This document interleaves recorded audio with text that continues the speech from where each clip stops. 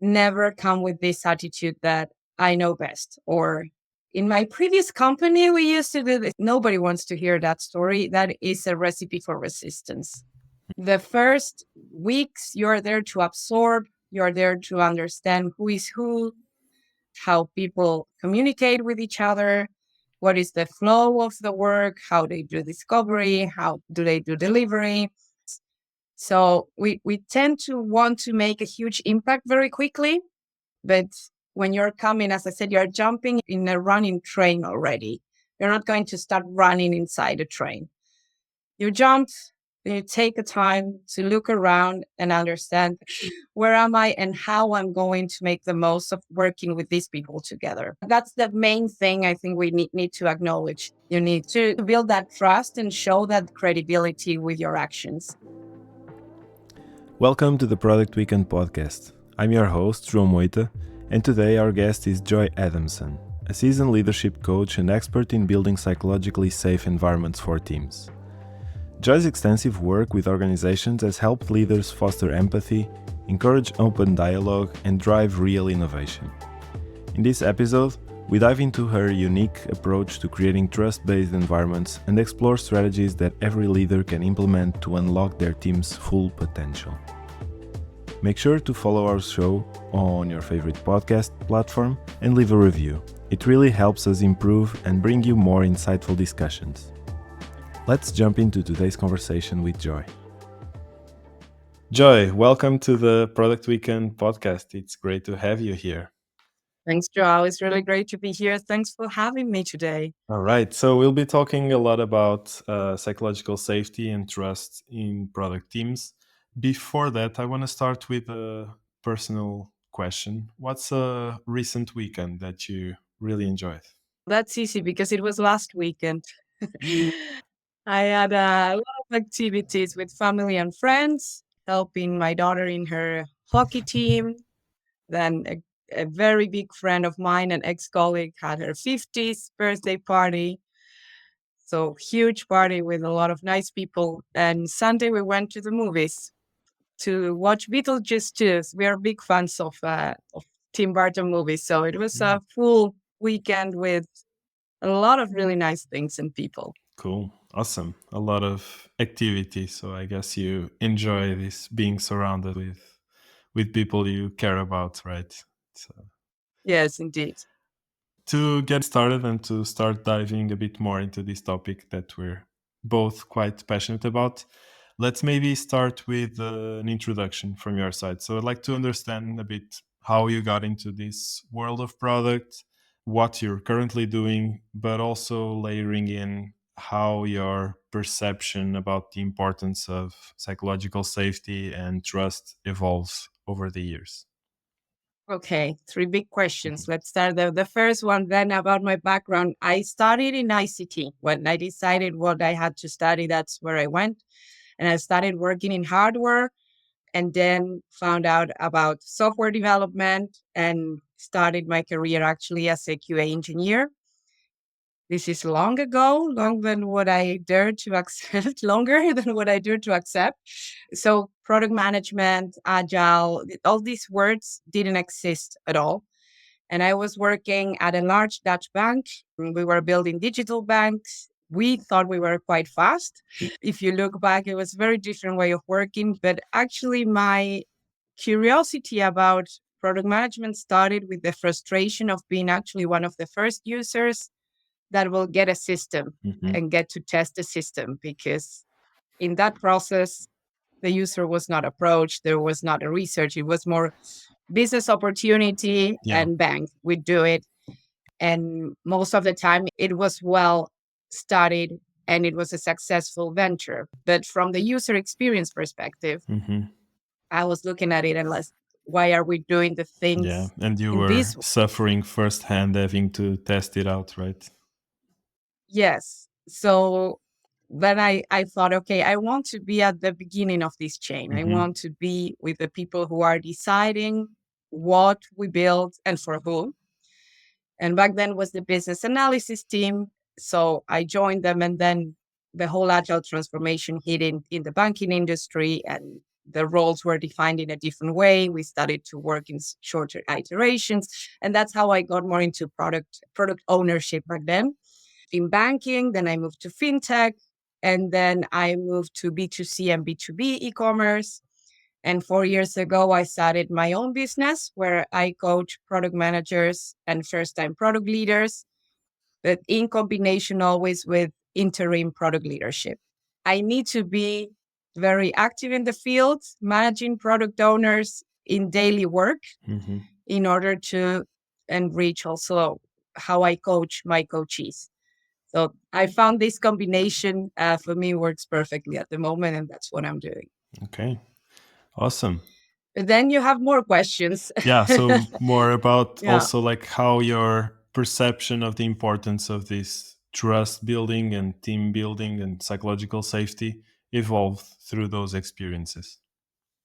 Yeah, that's a very interesting question. And it's indeed an evolution because I never had the chance. I'm not a startup product manager, so I never had the chance to be from day one with the team. I can imagine that's a very different experience than the one I have, where I feel I'm always jumping in a running train. So the people have been there for a long time. There's a lot of legacy, not only in the systems, but also in the people, the relationships. My first question is how I make the developers, the designers, but also the stakeholders trust me Mm-hmm. that we are going to make the right decisions together. Mm-hmm. That was always there, that from the beginning of my career as a product owner and product manager. With the developers, of course, being embedded in the team, in the daily stuff of the team, you get into this flow. But I always felt I had to prove myself Hmm. that I was up to par to the complexity of how a developer thinks. Okay. So that was my entryway from the intellectual perspective. And of course, then the social aspect. But it was quite direct when we were all in the same building. Mm-hmm. But then nearshore, offshoring Okay. ways of working started, and companies saw this cost effectiveness on having developers in different countries. So that's where things started to get very different from what I was used to. And I needed to start building, I think the core is trust. Mm-hmm. No, it's part of the recipe. You don't get Yeah. psychological safety without trust and the other. Mm-hmm. So how do we build this through cameras? How do we build this without seeing each other? Mm-hmm. And then the cultural aspect changed completely as well, Yeah. because I was working with people from many different backgrounds at some point, Mm-hmm. and I'm still, yeah. Yeah. And how? When was this? When did you start working with these teams remotely? I guess quite before COVID, right? Before it was Yeah, normal to work yes, remotely. indeed. It was when the company I was working for had this model where very extremely senior engineers, almost architects, were in-house with us, Mm-hmm. but where you needed maybe junior or meteor engineers, they saw this viability to have them near shore Okay. with partners. Mm-hmm. It gave us a lot of flexibility and it was great, but then they were all in different countries. But at least there was there we had this the company relationship very strong. Okay. So the faces will not switch too often. You could build over time the relationship with them. But it was a total change and the first blend between I live in the Netherlands. We are famous here for having an extremely direct culture. Yeah, and then you're working with people from East Europe or Turkey, and that opened a completely different situation on what people will feel safe to collaborate depending on their background. Yeah. Yeah. Yeah. And we'll dive a bit more into that. There's a lot of things to unpack here. So we'll go Yeah. one by one. One thing I like to start with is this change that you noticed when Agile came in, and this, like when I started in product, Agile was already there. And what I've seen in the last few years is a little bit of hate against Agile. I think a bit because of the like kind of industrial complex that was put in place eventually. But back then when this change happened, when you saw this trend starting to emerge, what were the main benefits and the main things that made your work easier or more enjoyable or more productive? What were the main changes and the benefits that Agile brought? Very good question. And I want to call out a distinction between Agile and Scrum and product management. Mm-hmm. We tend to confuse the concepts. They are related, they are not 100% the same with each other. Mm-hmm. So when the first transformation kicked in the bank, the first major value drop I noticed is that we could start working on the actual solution. And I'm not even talking hypothesis that was not even yet on the table, but we could start working on smaller solutions and release them so we could get direct customer feedback. But that was already live. So they were bets where we're not yet experimenting or using opportunity mapping or any of the more modern frameworks that we use today, which actually are from traditional product management. But before, in the time I was telling you of the banks very long time ago, the process took at least a year until me as a QA engineer will get to see a screen or a flow working. And we cut down that to 2 weeks. Yeah. So that was enormous value for the team, especially because the motivation and the trust and the bonding was that experience came faster because we could see the result of our Yeah, work seeing the together. results faster as well. Yeah, the trust towards the business as well. Look, we can do things faster than before. That came also with some risks in the how the relationships will build and in the power game as well. So in my first agile job, I was not the product owner, I was the business analyst. The product owner was someone who knew the banking product very well. And that person got the product owner role and the budget ownership. That means that person knew the commercial priorities, but didn't know anything about software development, did not understand the process. So my role there was also to get him to trust me so I could act as the product owner for the team because he was not there, not even weekly sometimes, to give a direction. Okay. That shifted now. Manager. Yeah. Now we have product people working with the business in order to steer the teams and what needs to be delivered for the user. But back to your question, I think the biggest value I saw was how faster we could do things compared to before. So this whole concept of CI/CD and be able to push it to production at the beginning was every 2 weeks, but then we could even do it daily. That was a huge shift. Yeah, I imagine. And I think something quite interesting that you mentioned there is this trust building, that trust is also built with results. And as you can show results faster, you can also build trust faster. That's a bit how I read also your point on that. And let's dive a bit deeper on this aspect of trust. Like, how do you see the relationship between trust and psychological safety? Is it like two separate things that work together? Is it one that leads to the other? How do you see the relation between the two? And maybe we can start with a more direct question, which is would you define psychological safety? Definitely is not preventing that people are tripping with the cable of the printer at the office. That's not the type of safety where I'm talking about. It's the safety to be able to collaborate without fear. So the feeling the freedom and openness in your team and in your environment to voice your ideas without being scared of being The consequence. judged, Yeah. or that there will be a consequence against you, where things can be openly discussed, even if they're right, even if the group doesn't disagree. So this freedom of also disagreeing with each other with respect. Right. And you mentioned Agile before, and one thing I really appreciate about Scrum are the Scrum values, which are openness, respect, and courage. And I'm missing one, but that is when you get trained in these frameworks, it's implied as a given. Okay. And I know there are some trends, some psychological safety and trust that say just act as if the trust is there already. Mm, But I have experienced times where that is not enough. okay. You need to consciously work on it. Hmm. And just a quick follow up on that.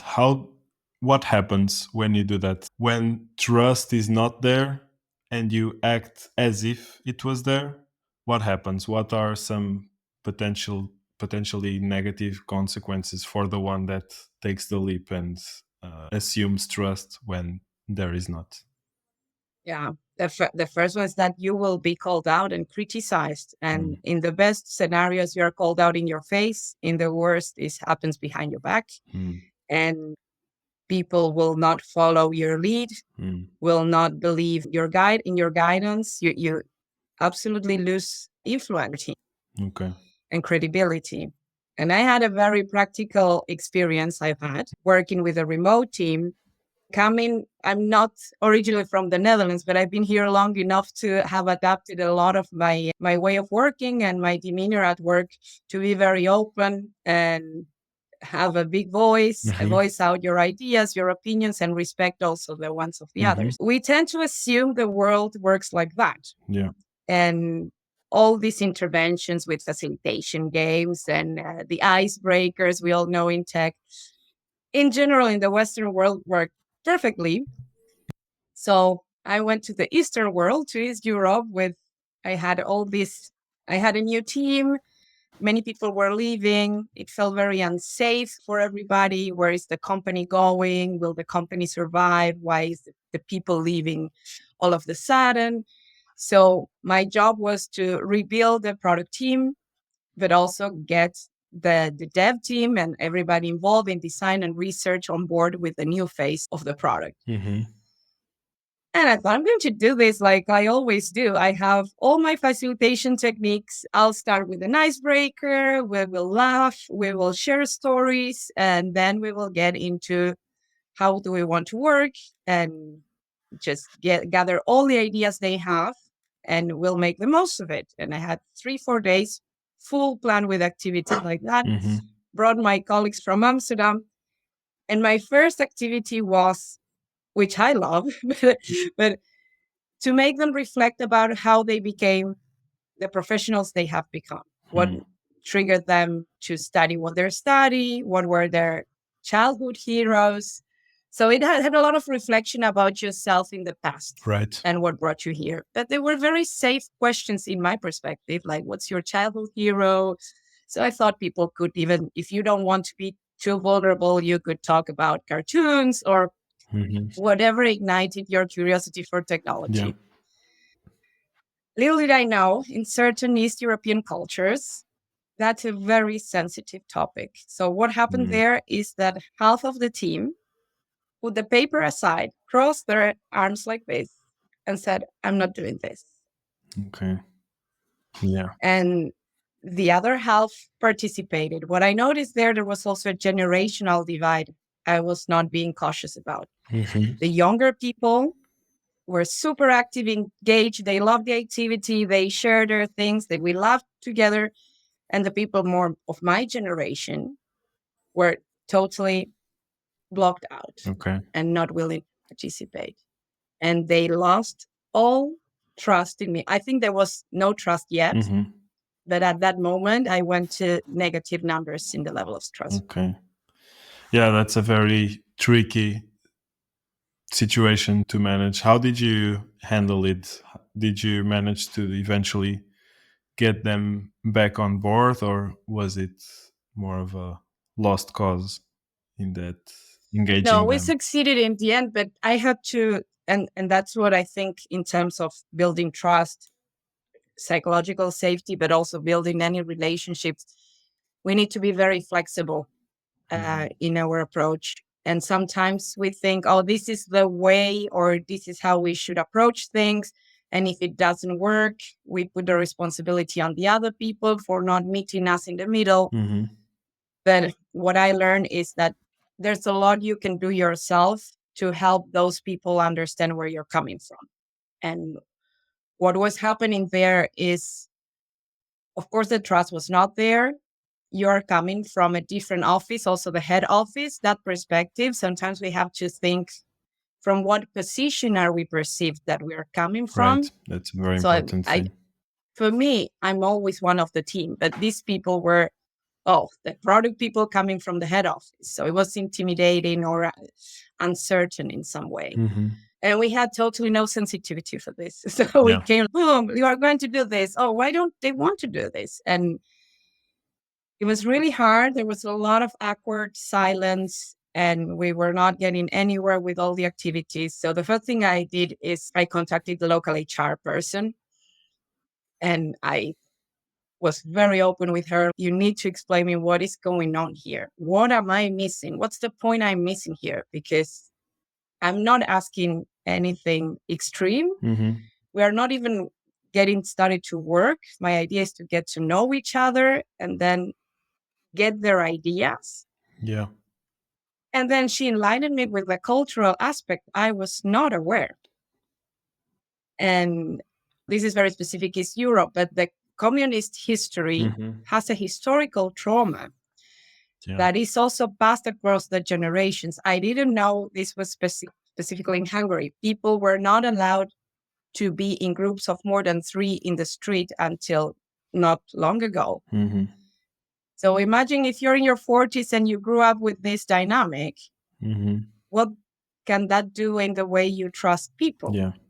Yeah. Yeah. And the economy there is not the same economy we have in the Netherlands. So people are scared for their jobs at that moment.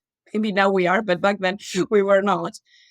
Mm-hmm. But what I'm trying to say with this story is I want to encourage everybody that when you're in a multicultural team to try to understand where the people are coming from, Mm-hmm. not only personally, but also the cultural baggage that can influence how we behave at work. That is not a personal issue with you or with the company or not willing to collaborate, but we come with some cultural programming. Yeah. And when you're not aware, these clashes can happen and create very uncomfortable moments. Right.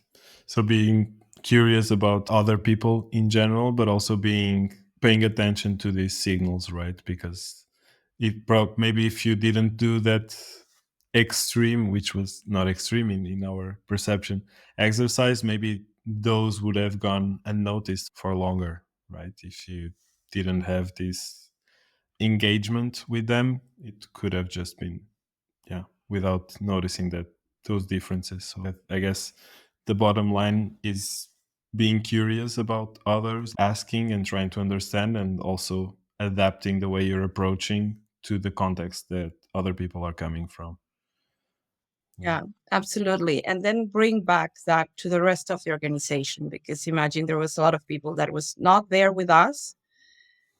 And in general is what you just illustrated, that with that unawareness, everybody in the head office was asking, why do things take so long? Mm-hmm.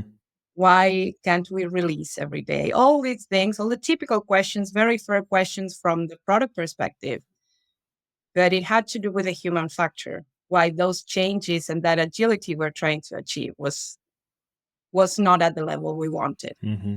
And from the head office doing Zoom calls only, it's very hard to miss the point Mm-hmm. on the why, to really understand the root cause of those behaviors. Yeah. Yeah. Awesome. Thanks for sharing. I think it's very insightful and very illustrative of this challenge of getting people on board. Maybe tracing back to the original question on the relation of trust and psychological safety. So we got the definition of psychological safety. We talked a lot about trust. If I read your understanding, is that trust is a necessary step towards psychological safety, right? And how do you go about building this trust? That example that we just discussed is a very interesting one, but maybe if you think of other situations, how do you go this step by step building the trust over time with the people that may be coming from very different backgrounds? Yeah, good question. I'm not sure if it's a step by step process. But first, to acknowledge your question between how trust and psychological safety are connected, I think it like a cake, where psychological safety is the cake Okay. and trust is the sugar. You can bake without sugar, but then you won't have a second piece of that cake. So it's an essential ingredient in that. And of course, the first step is to get to people to know you and get to know them. And I think also from a product management perspective, the key aspect of how we approach everything in life is with curiosity. Mhm. And if you have assumptions, test your assumptions. And we can do that also in how we build relationships and the conversations we foster with them. Mhm. I learned to invest time in the one on ones with my team, much more than what I thought it was needed when I was younger. At some point, and also technical people, we tend to not want to talk too much and Mhm. I learned to appreciate the value of what a small talk, either on Zoom or in the coffee machine, can make Mhm. in that building of trust. Yeah. Because I think the core of it is that in a psychological safe environment, people believe that their teammates have your back. And that's not something you do from one day to the other. You need to show yourself, let the other share themselves with you without pushing them. You Mhm. have to be very cautious about your limits and the other people limits. You have to show results. Mhm. That takes, it's sprint after sprint. And when there is conflict, then that's the courage part I take from values as well. You have to be courageous to open that conversation. I consider myself an introverted, and I work with a lot of introverted and neurodivergent people, and we tend to shy away from conflict. Of course, and I think maybe everybody does this. It's not pleasant. It's not something you're looking Mhm. forward to. Yeah. But that you're having conflict in a team doesn't mean that it's not a psychological safe team. Mhm. That could be an extreme bonding, and it can open a lot in the trust Yeah. building Yeah. of the experience. I would actually argue Yeah, the let it happen. I would actually argue the opposite, which is if people are bringing challenges and openly discussing and having this healthy conflict, that's a good sign of psychological safety. If people are not talking about any problems, most likely it's not because there are no problems, it's just because people are not talking about them. So I think having these conversations, it's a good sign of psychological safety. Yeah, I have a question for you now Hmm. that you say that, because you say about ideas and discussing different ideas. And of course, in our work, we do complex work, and there could be these discussions about who has the best solution or the smartest or the Hmm. fastest code to address a solution. Hmm. What is your view when there are other types of conflict in the team? Hmm. What other examples come? What examples come to mind? Like power dynamics, or Yeah, yeah, the more human aspect of the relationships. Mhm. Let's just pause for a quick reminder. If you're gaining insights from today's discussion, make sure to subscribe and leave a rating on your favorite podcast platform. Your feedback helps us keep delivering valuable conversations and growing this community. Thank you so much for your ongoing support. Now, let's jump back into exploring how to build trust and empathy within your teams. I think from my perspective, it's important to build the psychological safety to be able to address those. And typically, when you start working with someone, you don't go all in, like opening up about everything. It's little by little, but as you build these things, you will be able to address these things much better. Like, for instance, the like someone is not doing their best work on this day. If you don't have that psychological safety, maybe you'll not bring that up. But if you have a strong relationship with this person, you feel psychologically safe, you would mention, yeah, today I saw that you are not performing your best, you failed in this and this. Is there something that I can help with, or is there something wrong that we should address? And again, if there is this psychological safety, the other person will not take it as an aggression. While if there is not the psychological safety, the other person may be like, okay, so what, are you firing me? Are you saying that I'm not performing and you want to give me a bad evaluation or something like that? So yeah, I think addressing this kind of even more personal topics is quite important, but you also need to have this sensitivity to what's the limits of the other person. And with time, I would say, in my perspective, it may be wrong, but my perspective is that you should increase those limits and be able to open up more and more, even from your personal things, and even build these relationships that are not purely work transactional, but eventually become also human connections and human relationships. But again, this is actually how I look at work. And my perspective is that if we're spending so much of our waking time working, we'd rather be doing it with people that we like. But a lot of people think the other way around, and it's like work is to get money to then be able to live life in the remaining 3 or 4 hours of the day. That's not how I think. There are some people that No, have I that. totally agree with Mhm. you. And it's funny you mentioned that in one of my first jobs in tech, I got the feedback from someone like, I'm not like you, I'm not here to make friends. Mhm. But Yeah. I'm not making friends. I'm building relationships. Some might become a friend outside the office, Mhm. but what you say, we're here 40 hours a week. Yeah. Better be pleasant collaboration. If I'm just behind my desk doing the computer work 100%, Mhm. Yeah. people just know what I send in an email or what they see on my test scripts. Yeah. That's not relationship building, and it's crucial for our careers, but Mhm. also for our well-being as well. Yeah. I mean, that's something I actually feel strongly about, that it's a waste of time. Like having that mindset of work is just getting the work done, not enjoying, and just getting out and getting my paycheck.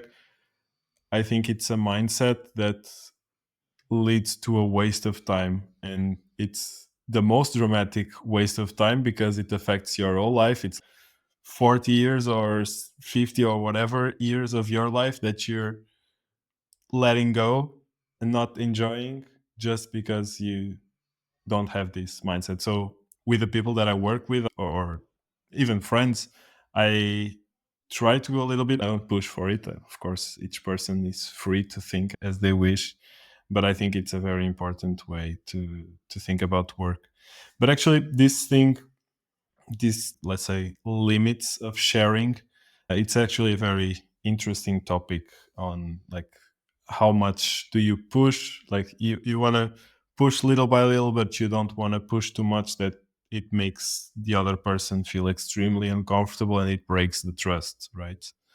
How do you go about that, building these things? You already mentioned like these conversations on next to the coffee machine. And maybe what was your reaction when you got that feedback that you're not here to, the other person said that they were not there to make friends? Yeah, about that one, that was harsh to hear about it first because I was very young and he was a bit more senior than me. And I thought, oh, I'm approaching this work thing wrong. But on the other hand, I had to think what you said. I'm here 40 hours a week. They better be awesome 40 hours. And that doesn't impede me from doing good work if I'm also having a great conversation during lunchtime or having a coffee in the middle of the day, totally relaxed outside my computer and talking about our life. I'm curious about the people I work with. If they are about me, why not? And with the years, I only saw this like as a huge benefit. All these people were still connected. We worked together for 8 years. This was long ago, more than 10 years ago, and we are still connected in somehow. So sometimes we get to work together again, and sometimes we just meet as old friends. If I wouldn't have done that, I would have been very unhappy, and now I will not have those connections that are also professional connections and personal as well. I also see we are a whole person, not working people from 9 to 5 and real people the rest of the time. It's Hmm. Yeah. that I agree with you. We have to be conscious about certain boundaries, not overshare immediately, or maybe never overshare, but also don't push the boundaries of the other people. Although there is a tool I use, maybe you heard about Brené Brown, Hmm. Yeah, the for researcher. sure. Brené, in her book, Dare to Lead. And in her website, she talks about the Rumble. And the Rumble is an invitation to talk with vulnerability and courage about a specific topic. And I use it when there is high conflict in the teams. But I took two different approaches. I'll tell you the one that didn't work Okay. and then the one that worked, because she goes very theoretical. And I think we can translate this also as how we do product management, right? There are all these frameworks and rules and tools. And we think if we do this way, as in the book, or as it's explained in this podcast or in this website, I will get good results. Yeah. And Brené is very theoretical social researcher, and she gives a lot of language and frameworks on how to phrase your answers and your concerns. So one time I went into very high conflict between two groups. One of the groups were under my wing and the others were with a different manager. There was a lot of conflict and we could not get to the core of what really was the problem. So people were shouting at each other, but we still didn't know what happened, what triggered this impossibility to collaborate between these people. And I was not getting anywhere with the one-on-one conversations, and there was push to have a group conversation. And I thought, okay, I'm going to use this amazing tool of Brené and explain them how it is and give them the framework. And of course, they all came already with a mindset, what is this BS? That all this social framework and language that we are forced to use, and it didn't go anywhere. Yeah. So second time I had a similar situation, and it was the one I was telling you with the multicultural teams. I did the same without disclosing what I was doing. And it's not that you are tricking them, but you're taking them in a journey step by step without giving it all. When all my activities were failing and people were unhappy and they were complaining behind my back and everything was really bad vibe, very tense with HR and with my colleagues, we were, okay, this plan is not working. We need to change it. What do? We didn't have anybody to advise us or extra help. So I said, let's just have a conversation. It's the Rumble, but we didn't give the language away. Said, we're going to sit in a circle.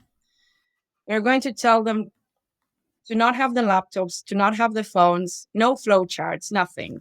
We're just sitting there because it was obvious that the cultural difference was one of the aspects that was impacting our collaboration. And I'm from Argentina. My colleague was Dutch. Then we had all these people from the East Europe office, but we also had South American colleagues blended in the team that were working from Amsterdam. Basically, we had three cultures that are very different between each other. And so I said, let's use the culture of the tool. And so I'd start telling, hey, I'm from Argentina. This is how we normally behave in the office space in Argentina. And then I moved to the Netherlands and I felt this clash of worlds where I was allowed to, not only allowed, but also encouraged to give my ideas.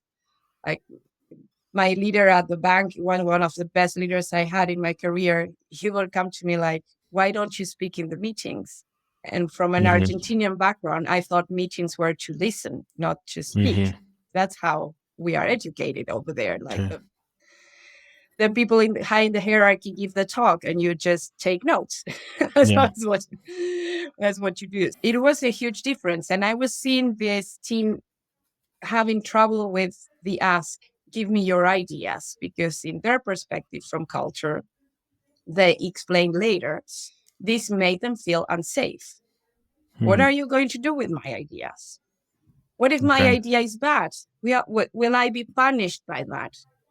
Yeah. And with that circle of sharing how we behave in our culture and the challenge of working with the Dutch head office, and also having someone fully born and raised Dutch explaining how the culture it is firsthand instead of me or someone else doing that people start, you see the spark in their eyes like, oh, okay, so it's a cultural difference. They are not out to get me.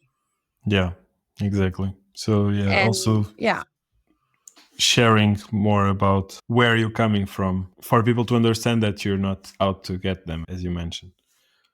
Yeah. And all this opened other conversations. And then we really understood the dynamics between the team, where you as product, maybe you're not involved daily when they're doing their planning or when they're doing coding in pairs, you don't see what's going on there. And there was a lot more going on because there are cultures, and especially we work in a male dominated environment. Guys talk at each other in a certain tone or in a Yeah. certain way. Then when you have a female colleague from South America, that could be intimidating. And they were not aware of this. So this person had the chance also to explain and to get to understand each other. But actually, she was very scared of these guys. And the guys were thinking, oh, she's not smart enough because she's never speaking. But she was not speaking because she was worried that they will talk at her the same way they were talking at each other. And then they said, we will never do that to you because you are a lady. So all these nuances that we take as a given and I go back to the Dutch society where we tend to see everything very equal, flat, open, and not take criticism very personal. Hmm. We don't acknowledge that the rest of the world is not like that and that we are a tiny country working with the whole world. So we Yeah. cannot afford that anymore. Hmm. Yeah, that's great. I think an important insight here is creating these spaces for people to share about their challenges, about what's going on. Like just in the previous episode with Simonetta, we talked about this, that there are some differences that we're not aware of, and for me it was very insightful, some things she shared about like particular challenges that women face that for me they never crossed my mind. I was not aware that it was a thing, and just having this space to share these differences and these particularities, it helps a lot creating this environment. But again, it needs to be like little by little, and it's a thing that evolves with time. And Yeah. I And think there's a one, lot. Sorry. I was just going to say one thing that I found really interesting from what you shared is that when you went with, oh, this is a social framework that's going to solve everything, it didn't work. And then you did the same thing without giving that up front and it worked. I think it's very insightful and very interesting to think about. Also, I think it happens a lot even in media, in movies and TV series and so on, this character of HR being like mean, or like in The Office. I don't know if you saw The Office, Yes. Big Toby, fan. like this character of the boring person that's always bringing these theories and it never works. And I think it's important to, yeah, this aspect of not putting that much load up front of this is the framework that's going to solve everything and I'm coming as an expert, but rather just doing it. I think I have an example also from my experience that a mentor of mine was doing, we were having these one-on-ones, and in one of the calls we were just having our regular conversation, but it felt super productive and I reached a lot of like clicks in my mind that I was looking forward to. And then at the end of the conversation, which felt super natural, he was like, yeah, by the way, I use this framework that it was even something that I had shared before. They're like, yeah, just use this framework that you mentioned before. And apparently it worked. I was like, whoa, I did not notice we were using this, but it really worked. And probably if he came up front with, okay, let's do this framework step by step, it wouldn't have had the same effect. Yeah. I had the same experience also when doing road mapping sessions, user story mapping. And I think it's a very Mhm. human thing. You found something useful, you want to try it, you're very excited about it, and you want Mhm. to give all that information for people to absorb and then jump on board with you and do the activity.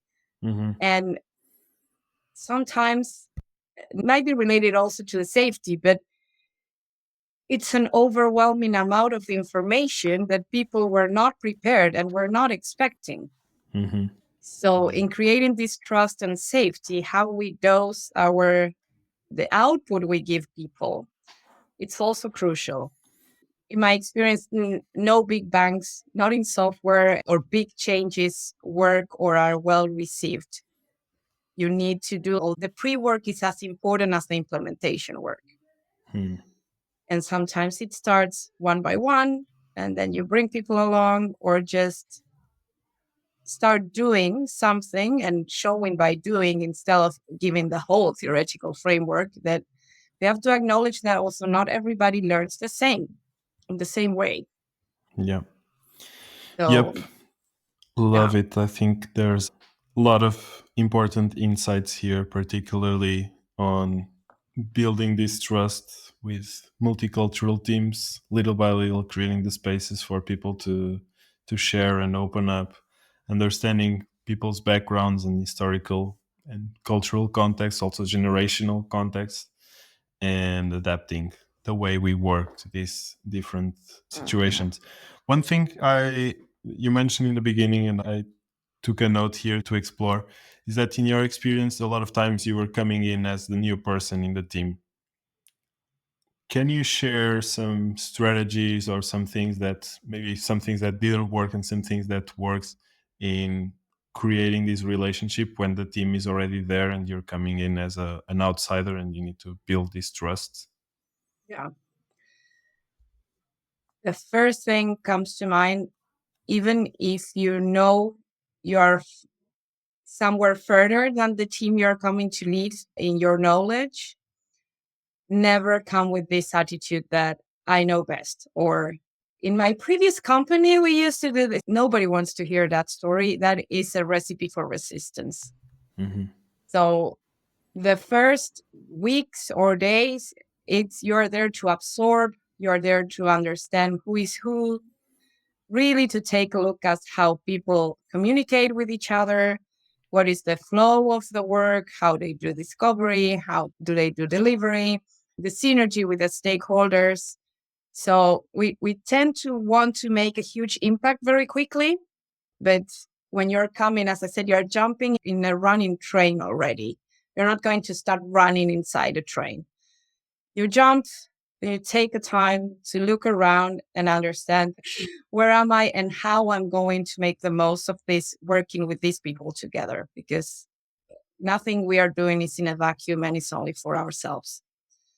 So that's the main thing I think we need to acknowledge. Of course, we're going to make an impact. You're not going to make it in the first month, and people are not going to trust you because they saw your CV or something on LinkedIn.